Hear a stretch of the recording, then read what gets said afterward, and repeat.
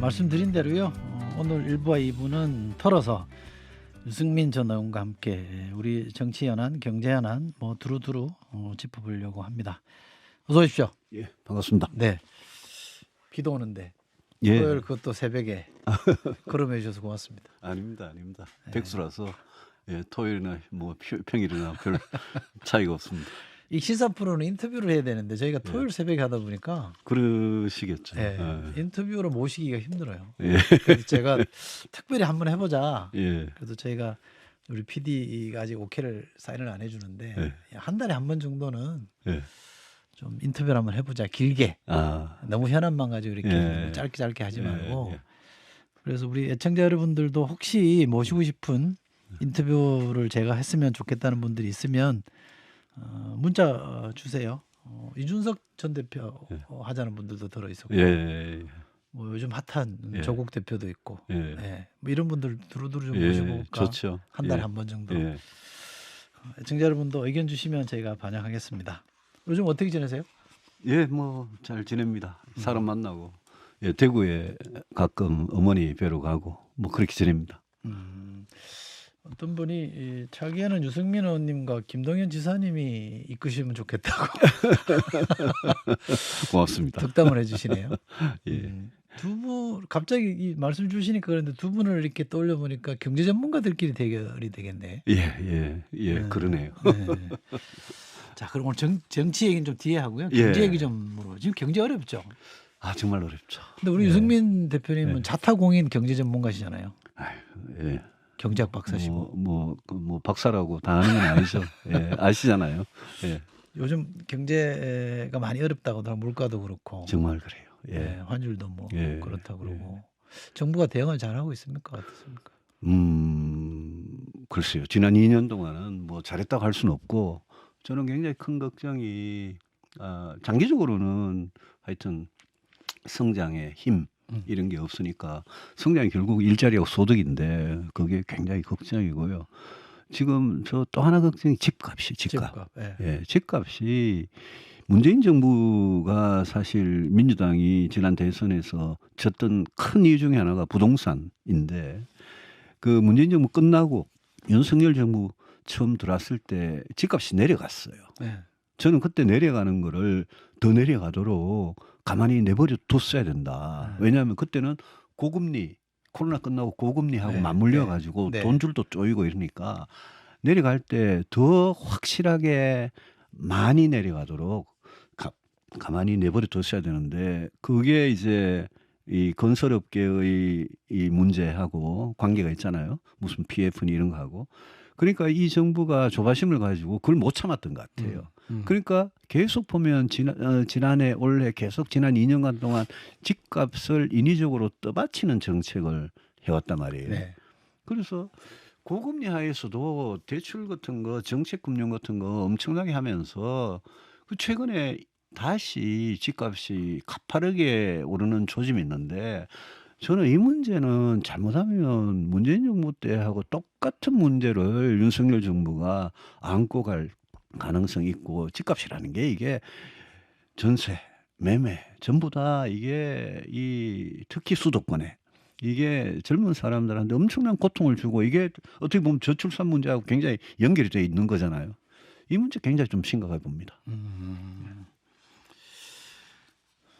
관련된 현안인데요. 이재명 대표가 뭐 민생회복지원금이라 그래서 전 국민에게 25만 원씩 주자 이랬더니 어젠가 며칠 전에는 대통령께서 왜 25만 원 주냐 10억 100억씩 주지 약간 그 야유 비슷하게 하시던데 이 건은 어떻게 보세요? 그날이 이제 하반기 경제정책 발표한 날이었는데 저는 그 이재명 대표가 전 국민 1인당 25만 원씩 이제 13조 원을 털어가지고 드리자 이 정책에 윤석열 정부가 반대하고 그 대신에 우리는 그 한 2배쯤 되는 25조 원을 자영업자 소상공인을 위해 쓰겠다. 저는 그건 잘한 거라고 봅니다. 그리고 자영업자 소상공인들이 뭐 정부 통계로는 570만이라 이러지만 더 있을 것 같아요. 이분들 중에 지금 빚이 연체가 되고 벼랑 끝에 몰려가지고 장사도 안 되고 빚도 못 갚고 이런 분들이 굉장히 많거든요. 그분들을 새출발 기금이라는 거기다가 10조 이상의 돈을 넣어가지고 이분들한테 채무 재조정을 해주고 우리가 워크아웃이라 그러잖아요. 기업 워크아웃. 그 비슷하게 이 소상공인 자영업자도 마찬가지입니다. 워크아웃을 하든 단순한 구제금융 베일아웃이라 그러죠. 그런 걸 하든 이 기금을 그동안은 뭐 1조 몇천억밖에 없었던 그 기금을 10조 원 이상으로 늘려가지고 그분들 도와주는 거 저는 잘한 건데 말씀하신 그 자리에서 대통령께서 제 같으면 이재명 대표의 전 국민 25만 원을 그 전 국민한테 왜 주냐. 4년 전에 우리가 문재인 정부 때 긴급 재난 지원금이라고 해가지고 4인 가구 100만 원을 코로나 초기에 해봤지 않느냐. 근데 4인 가구 100만 원을 전 국민한테 드리니까 그때 소비로 연결이 되는 게 저소득층에 연결이 되는데 돈 많은 사람들 연결이 안 되더라. 그거 받지 않느냐. 이렇게 이야기하면서 기본소득이니 무슨 전 국민 25만 원 이런 정책은 윤석열 정부는 보수 정당은 이거는 찬성할 수 없다라고 나간 것까지는 좋았는데 1인당 100억을 주면요. 한번 계산해 보세요. 우리 인구 5천만만 잡아도 1인당 100억이면요. 이게 곱해보니까 50만 조 원이에요. 50만 조 원이면 얼마인 줄 압니까? 50만 조요? 예, 1조 원의 만조 원이 경이라 그래요. 경. 우리 네. 조경해라는 네, 거 있잖아요. 50경원이에요. 네. 50경원이 얼마나 많은 숫자냐면 우리 GDP가 2,500조 원쯤 된다 치면요. 우리나라 GDP 곱하기 200년이 200년.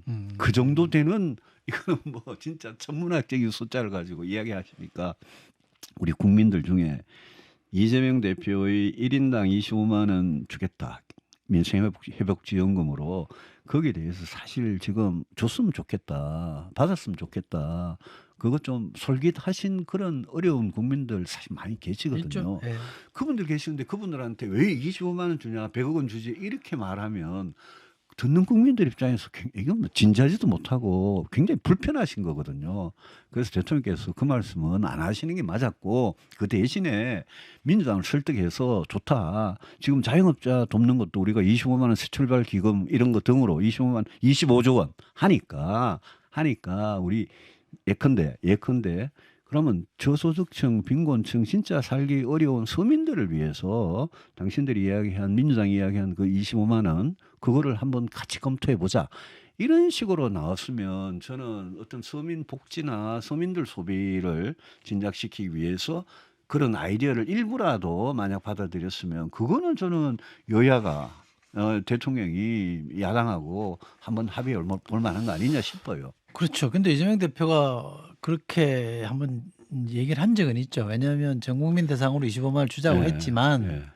대상을 누구로 할지 액수를 얼마나 할지는 정부가 알아서 하되 같이 한번 해보자 이랬는데 그때는 반응을 안 했죠. 반응 안 했죠. 네. 반응 안 하고 그게 이제 이번에 하반기 경제정책에 자영업자 소상공인 25조 원으로 이제 우리 대안은 이거다라고 나는 그건 저는 잘했다고 생각합니다. 근데 1인당 25만 원이라는 그 아이디어도 경제가 굉장히 나쁠 때는 그걸 완전히 전적으로 무시하지는 말고 좋다 그러면 빈곤층 저소득층을 위해서는 그거 한번 해보자. 이렇게 저는 할 수는 있다고 봐요. 그 정도로 약간 유연하면 그러면 민주당도 거기에 대해서 할 말이 별로 없을 거예요. 글쎄요. 뭐 민생과 관련된 거니까 여야간에 합의를 했으면 좋았을 텐데 그죠? 근데 이재명 대표가 평소에 기본소득이다. 네. 뭐 전 국민 똑같이 얼마 뭐 이런 이야기를 하도 자주 하니까 거기에서는 국민의힘이나 윤석열 정부가 끌려다니는 그거는 저는 명백히 반대입니다. 근데 그게 자가당착인 게 우리 국민의힘의 정강정책에 기본소득이 지금 들어와 있거든요. 네. 그리고 4년 전에 문재인 대통령이 4인 가구 100만 원씩 주겠다 이랬을 때 우리가 그때 총선 때 우리는 2배 줄게 이런 적이 있어요. 그런 거는 우리 당의 정책하고는 안 맞는 거예요. 그런 건 조심해야죠. 지금 제가 좀 궁금한 건 그런 겁니다. 지금 뭐 흔히 말하면 이제 기재부 천하다 이런 말도 많이 하잖아요. 네. 왜냐하면 다른 부처 장관 차관으로 많이 기재부 출신들이 가니까 역대로 아마 제일 많은 거 아닌가 싶은데 기재부가 사실 경제 전문가들이 모여 있는 데잖아요. 근데 왜 이렇게 잘 못할까요? 뭐 재평가가 들어가긴 합니다만 용산이 자꾸 개입해서 그럴까요? 지금 기재부 공무원들한테 그 사람들 능력 있는 사람들인데요. 저도 뭐 평생 알던 사람들이고 근데 정권이 5년마다 바뀌면서 공무원들의 출세를 위한 줄서기 이런 게 계속 반복되고 그러면서 그 출세를 하려면 말 잘 들어야 되잖아요. 그냥 위에서 잘 모르는 대통령이 그분이 누구든 어느 대통령이든 잘 모르는 대통령이 막 끌고 가고 R&D 예산 줄이라 이러면 뭐 팍팍 줄여야 되고 이런 식으로 해가지고는 경제 관료들이 우리 영혼 없는 공무원이라는 이야기 하잖아요. 그렇죠. 옛날에 윤중현 전 부총리께서 국회 답변 때 그래서 공무원은 영혼이 없자고 하지 않습니까라고 말해서 그냥 빵 터진 적이 있는데 그분의 영혼이 사실 좀 있는 분이죠. 근데 소신파였잖아요. 근데 기존 공무원들이 진짜 경제가 어려운데 그 경제가 어려운 거를 그 사람들이 자기들이 만든 그런 안을 가지고 대통령을 거꾸로 설득해 가지고 끌고 가는 게 아니고 지금 대통령이 한마디 하면 그게 세금 문제든 R&D 예산 문제든 전부 다 그냥 경제를 잘 모르는 대통령이 그냥 시키는 대로 하는 그런 공무원들로 기재부 공무원들이 많이 바뀌었어요. 저는 그건 공무원들의 문제도 좀 있는 것 같아요. 근데 경로하시는데 어디다 대고 그 함부로 말하겠어요? 그러니까 이게 참 어려운 거죠. 혼나는데. 예, 그러니까 공무원은 영혼이 없다 그러지만 그런데 그 사람들이 평소에 만나서 이야기하는 거 보면 멀쩡하거든요. 나라 경제 걱정을 진짜 많이 하고 그렇죠. 저성장 저출산 문제 네. 양극화 문제 이거 해결 안 하면 나라 망한다라는 생각은 멀쩡하게 알고 있거든요. 예. 그러니까 어떻게 보면 좀 리더가 대통령이 그 사람들 진짜 똑똑한 경제 관료든 전문가가 있으면 그 사람들한테 상당히 위임을 해주는 게 중요하겠죠. 윤석열 대통령도 그 후보 시절에는 그런 말씀을 많이 하셨던 걸로 저도 기억하는데 많이 했죠. 전문가들한테 맡기겠다. 검사 26년 예. 해가지고 당신 대통령 어떻게 하겠냐고 제가 경선 때 물어보니까 좋은 사람 써가지고 그 사람들이 지혜로 국정을 하면 된다 이랬는데 지금 하는 거는 완전히 뭐 거꾸로. 세수도 많이 부족하다고 네.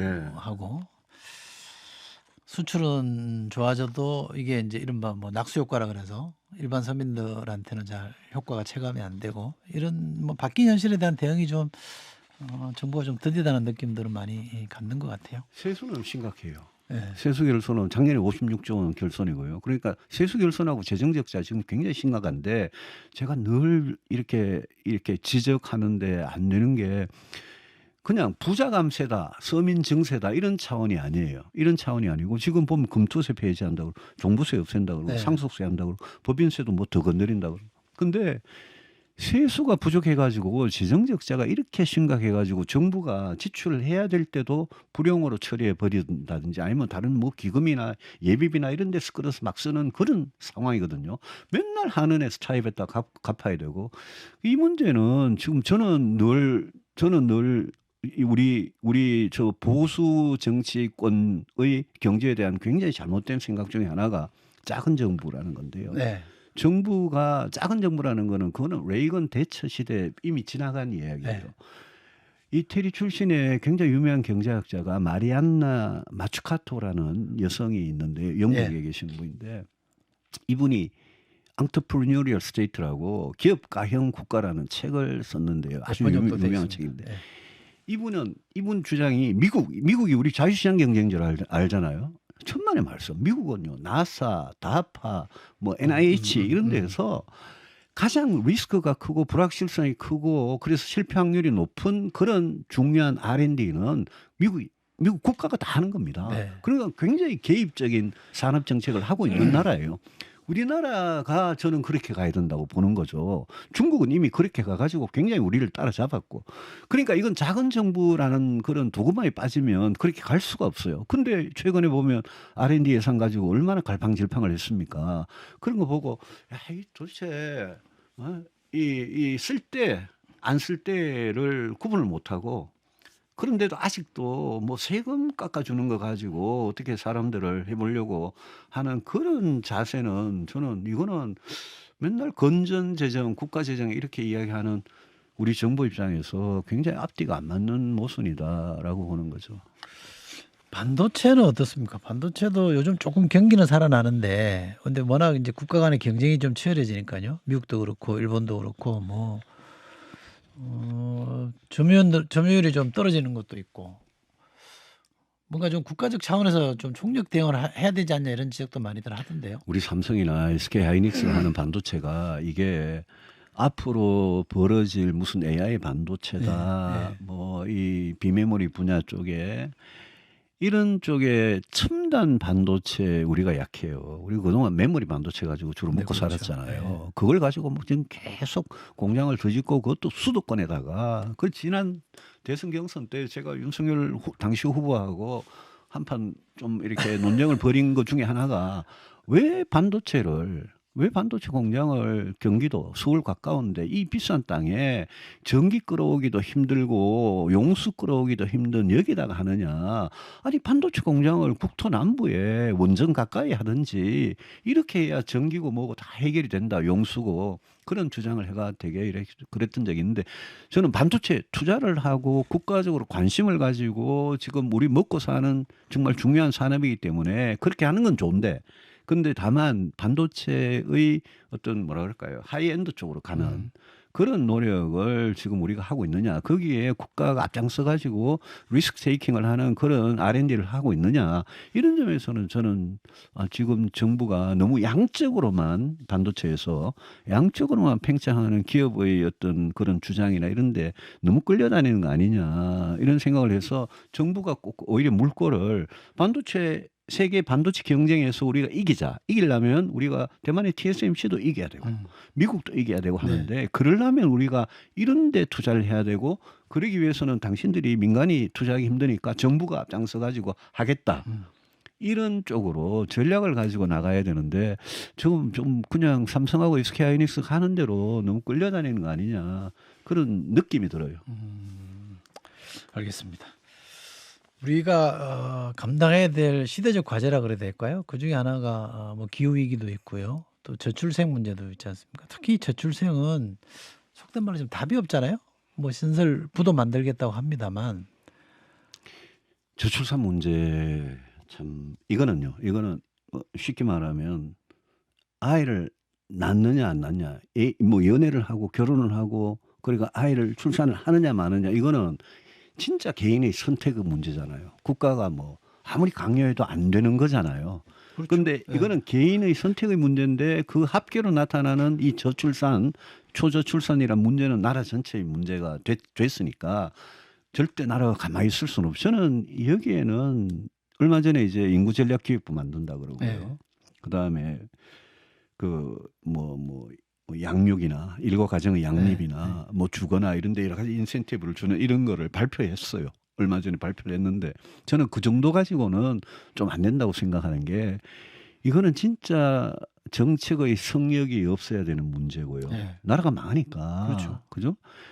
그래서 이 문제에 대해서는 저는 좀 뭐라 그럴까요? 지금 국가 채무 어떤 비율이 GDP 한 50%에 살짝 넘는 올해 요새 다시 뭐 50m로 숫자 바뀌어가지고 기준이 바뀌어가지고 그렇다 그러는데 근데 이거는 저는 이 문제는 국가 부채 비율이 GDP에서 차지하는 국가 부채 비율이 저는 80% 70%로 올라가는 한이 있더라도 이거는 때를 놓치면 안 되는 문제이기 때문에 지금이 골든 타임이고 그런 점에서 이번에 내놓은 대책으로는 부족하다.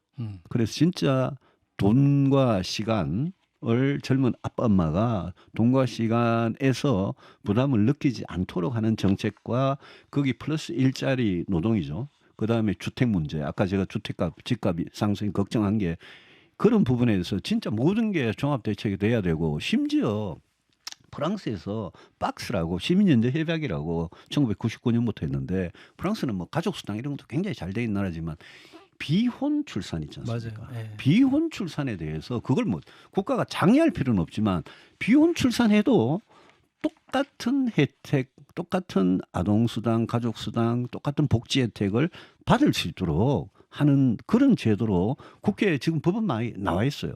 그런 쪽으로 확 가버려야 돼요. 여기 기독교 같은 데서 되게 반대하시는데 이거 반대할 일이 아니에요. 이거는. 그래서 그런 쪽으로 우리가 할 수 있는 거는 지금 급하게 다 해야 되는데 인구전략기획부 그거 생기면 과연 그렇게 될까? 저도 꼭 그렇게 되길 바라고 있습니다만은 지금 보면 작년인가요? 그 헝가리식 대책 이래가지고 그때 나경원 저출산 고령사 부위원장이 1억 대출 뭐 이런 이야기 하니까 그때 그런 건 안 한다 이랬잖아요. 근데 여기 성역이 없어야 된다는 게 이거는 싫다 안 한다라는 거 그런 생각하지 말고 진짜 모든 카드를 꺼내놓고 통할 수 있는 모든 카드는 수단과 방법은 다 동원해야 되는 그런 시기라고 봅니다.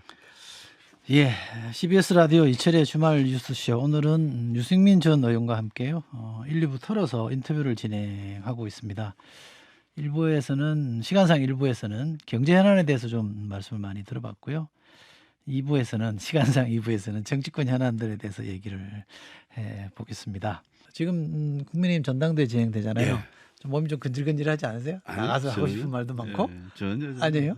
예. 어떻게 보세요? 근데 이게 전당대회 저는 별 희망이 없는 것 같아요. 근데 전당대회 주제가 조금 미래에 대한 주제나 뭐 혁신에 대한 건 없고 주제라는 건 후보들이 정하는 거잖아요. 글쎄, 당에서 예. 정해주는 것도 예. 아니고. 근데 그러면 이 전당대회가 끝나고 나면 국민의힘이라는 보수 정당이 어떤 변화, 어떻게 바뀌었을 것 같다.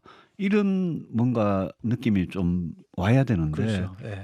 맨날 뭐 용산 윤석열 대통령하고 친하냐 안 친하냐 친윤이냐 반윤이냐 이런 가지고만 싸우고 그런 가지고 서로 총을 쏴대고 있으니까 저는 이 전당대회 끝나고 나서 당이 어떻게 변할까 여기에 대한 희망이 없어요. 그러니까 총선 지고 나서 치르는 전당대회면 예. 그죠? 이 당을 어떻게 바꿀 건지 예. 거기에 대한 비전 경쟁도 하고 또 그래도 다음 선거 준비가 될 텐데 제가 출마 안 한 이유도 그겁니다. 저는 제가 무의미하다. 당의 변화의 어떤 절박성이 전혀 안 보인다. 딱 그 이유로 출마를 안 한 건데 제가 이렇게 보면 총선 참패한 정당 맞나 싶어요. 우리가 192대 108로 졌으면요. 그러면 이거는 진짜 당이 70대 영남당으로 지금 쪼그라들고 있는 게 눈에 보이잖아요. 그러면 이거는 당이 변하지 않으면 이거는 당이 망하는 길로 가고 있는 거니까 다음 지방선거 다음 대선 뭐 안 봐도 뻔한 거거든요. 지금 이 상태로 가면. 그런 상황이기 때문에 당이 어떻게 변해야 될 거냐. 그게 그냥 단순히 뭐 윤석열 대통령 당의 관계, 당정 관계 그 차원의 문제가 전혀 아니라고 생각해요. 우리 국민의힘이라는 보수 정당이 그동안 왜 총선을 3연패를 하고 왜 이렇게 됐느냐. 제가 오래전부터 일관되게 예컨대 따뜻한 보수로 가자. 네. 또 일관되게 중수층이 중요하다. 네. 우리 중도층, 수도권, 청년층 잡지 않으면 이거는 70대 영남당으로 쪼그라들면 이거는 판판이 민주당한테 진다. 지금 도대체 이재명, 조국 같은 저런 사람들한테 진다는 게 이게 말이 되냐라는 이야기를 해도 저는 우리 당은 아직도 그렇게 변화할 생각이 별로 없으신 것 같아요. 그 점에서 굉장히 절망을 느낍니다만은 저는 언젠가는 다들 이대로 가면 망하는구나 이 생각하지 않겠냐라는 기대는 있습니다. 지금 전당대회 출마하신 원희룡 전 장관 예. 지금 후보시고 예. 뭐 언론의 평가에 의하면 용산이 공인한 이른바 친윤 후보라고 하는데 이분이 페북에 이런 걸 올렸다고 해요.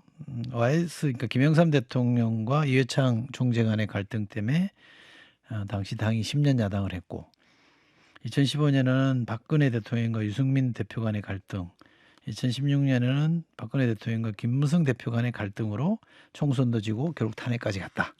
그래서 지금은 용산하고 같이 가는 갈등하면 안 된다. 이런 지적을 하잖아요. 어떻게 보십니까?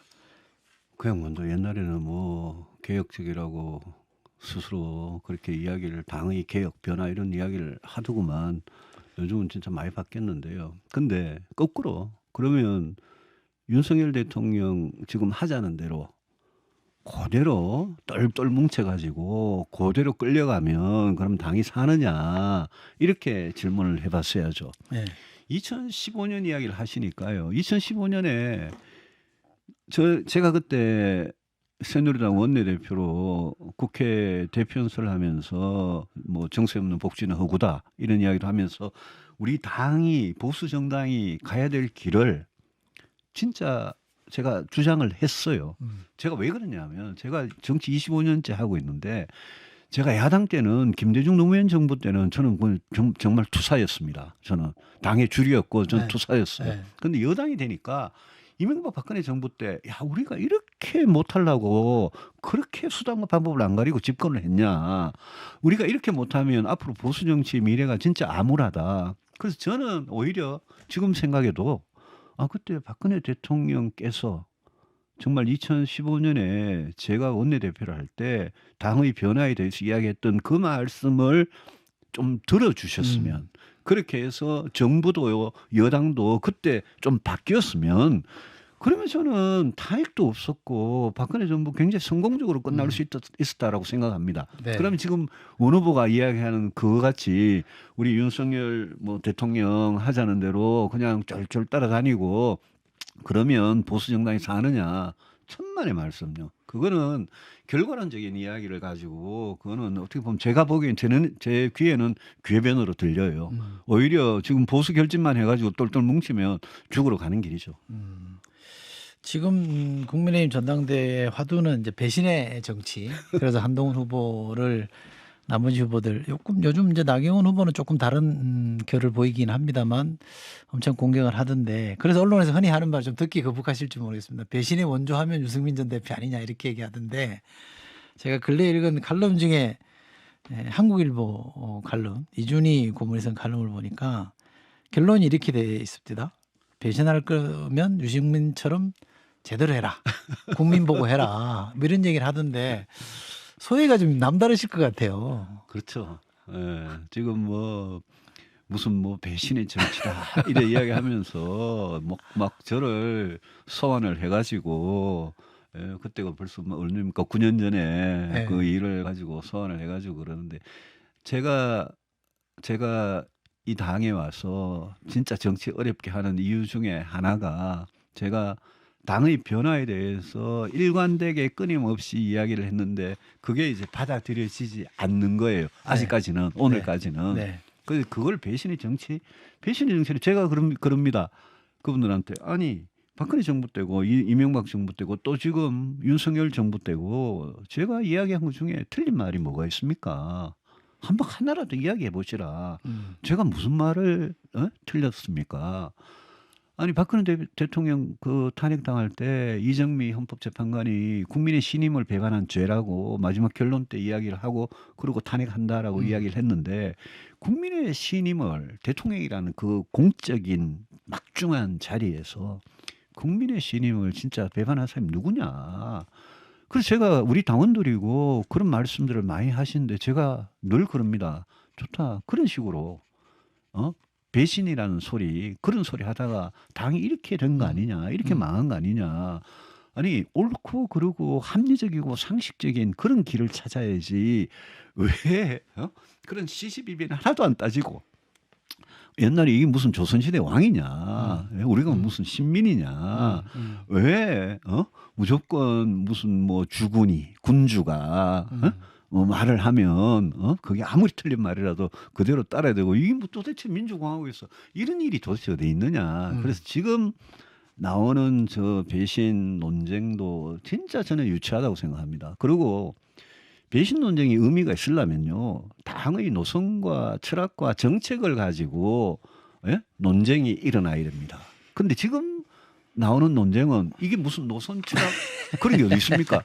전부 다 그냥 윤석열, 김건희 이 부부를 뭐 거기서 뭐 좀 멀어졌느냐, 말을 듣느냐, 뭐 이런 거 가지고 유치하게 싸우고 있지 않습니까? 그래서 그 우리 당원들께서 우리가 그렇게 하다가 망했다라는 점을 꼭 좀 아시고 우리 당은 지금 절박하게 변화하지 않으면 이러면 우리 당원들 제일 싫어하는 사람이 이재명 민주당 대표 아닙니까? 또 당한다 우리. 그 점을 꼭 좀 아셨으면 좋겠어요. 이렇게 질문드리면 어떠실까 모르겠는데 9년 전으로 그때 그 상황으로 되돌아가신다고 하더라도 똑같이 하실 거예요? 그럼요.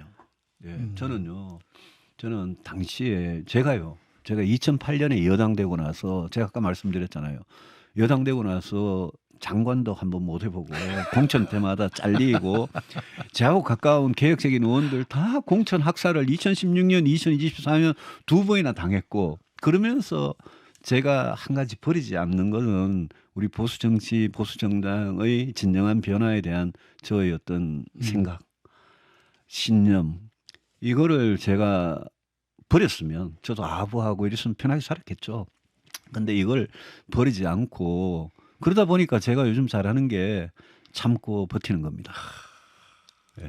참고 뭐 살이 예. 나오겠어. 살이 옛날 우리 용어로.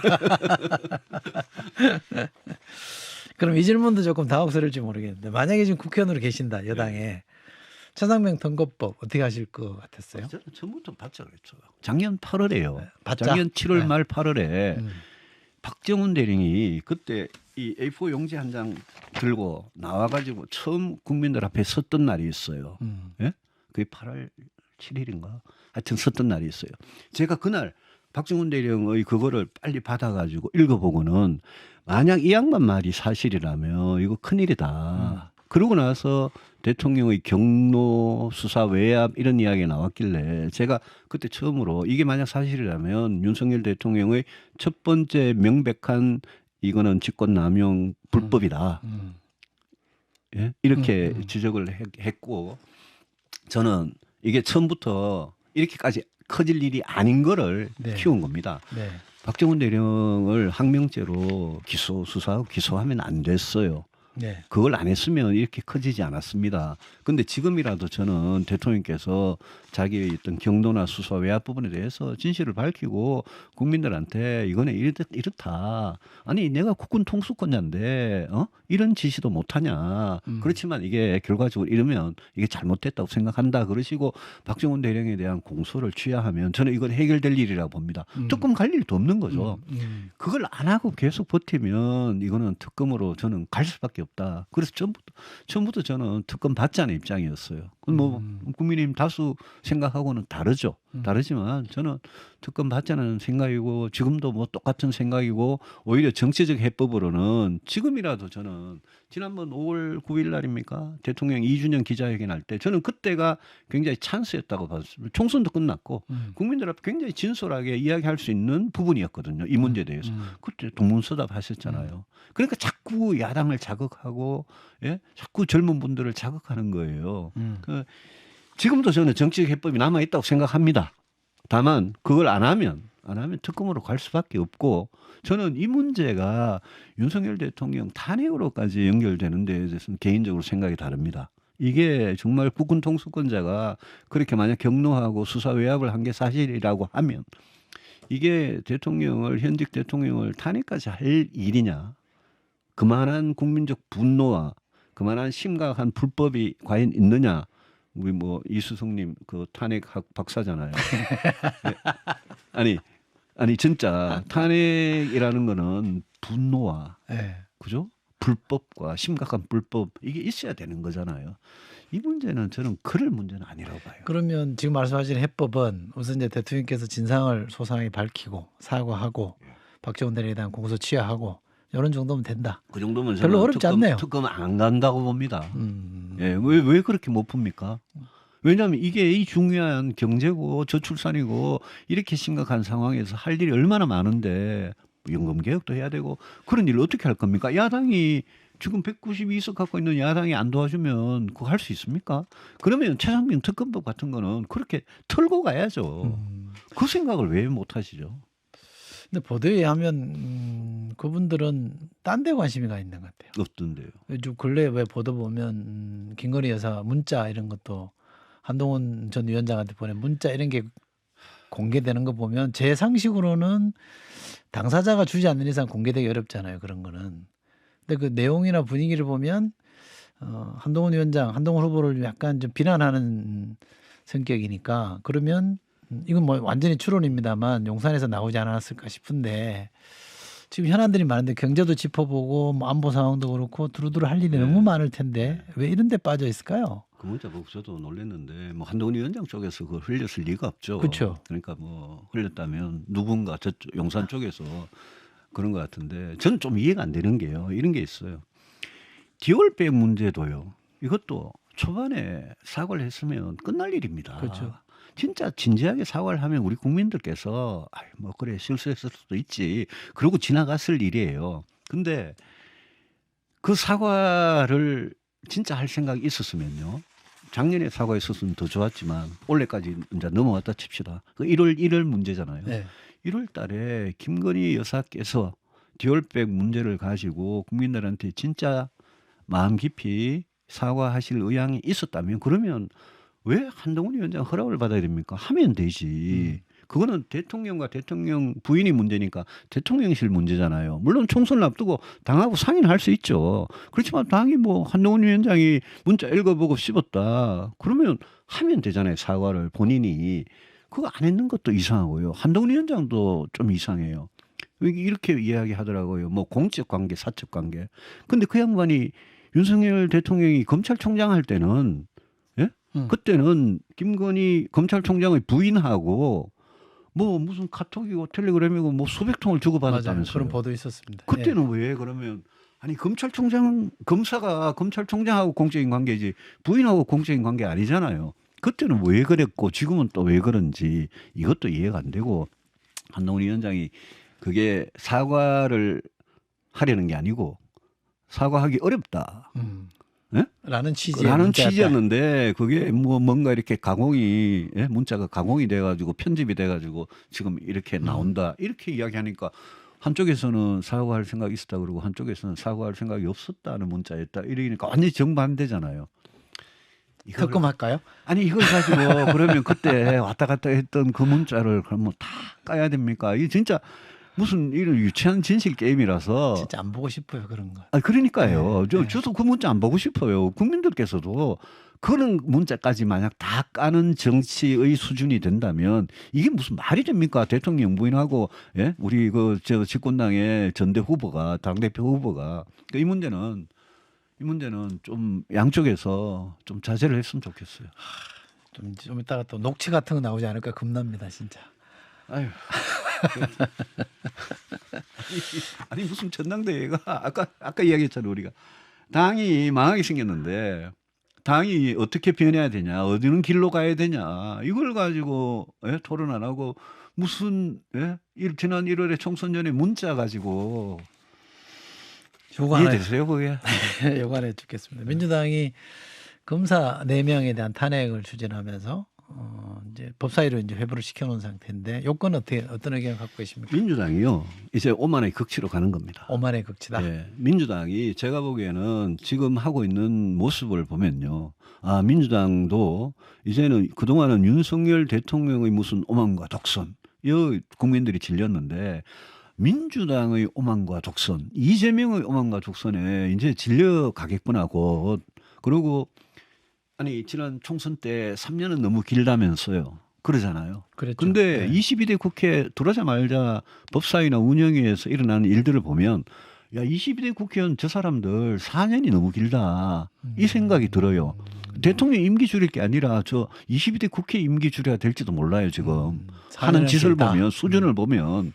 근데 거기에 민주당이 중핵이에요. 핵. 그리고 검사 탄핵, 판사 선출 무슨 선발제, 판사 탄핵 이거는 입법부가 사법의 영역을 완전히 힘으로 협박으로 지배를 하려고 그러는 거거든요. 그 검사 4명이 다 이재명 대표 수사와 관련된 사람들 아닙니까? 뭐 경계롭게도 그렇지만요. 아니 국민들께 상식적으로 저도 검사를 별로 안 좋아합니다. 아니 저 안 좋아해요. 검사를 용병으로 2명이나 지금 연달아 하는 당을 보고 좀 기가 막히는데 저도 검사 안 좋아하지만 대한민국 검사 중에요. 이재명 대표를 수사한 그 4명의 검사만 진짜 예, 국회로부터 탄핵을 당할 그런 죄를 지었을까요? 생각해 보세요. 저는 아니라고 생각합니다. 그 4명의 검사들 보면 법리적으로도 그렇고 논리적으로도 탄핵 사유가 하나도 없어요. 제가 보기에는. 탄핵을 한 게 뭐냐? 결국은 수사를 지연시키거나 앞으로 판사급 탄핵까지 하면요. 재판을 지연시키거나 이러면서 그 중간에 눈치 봐가지고 예?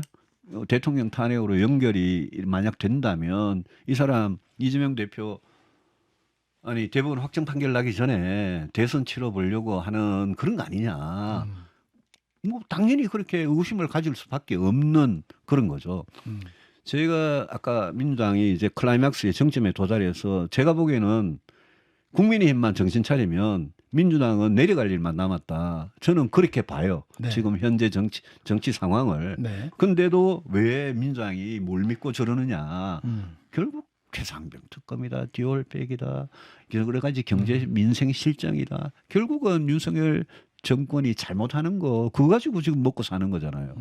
우리 정치가 이런 식으로 가면 저는 언젠가 이수석께서는 어떻게 생각하시는지 모르겠는데 제가 보기에는 국민들이 이 양당의 이 저급한 저열한 이런 정치에 대해서 환멸을 느끼고 진짜 새로운 정치를 찾는 그런 국민의 에너지, 힘 이런 게 모일 날이 저는 멀지 않았다고 봐요.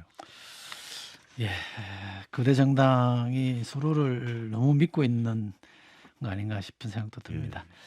자, 무려 1시간 가까이 우리 유승민 전 의원 모시고 말씀을 들었습니다. 저는 인터뷰가 알차고 좋았는데 우리 애청자 여러분 어떠셨는지 모르겠습니다. 많은 분들이 격려 문자도 많이 주시고 토요일 새벽에 잘 될 거라는 덕담도 많이 주시고 했습니다. 비도 오고 토요일 비 피해가 좀 작았으면 좋겠어요. 이른 아침에 어려운 걸음 해주셔서 고맙습니다. 예, 고맙습니다. 네. 예.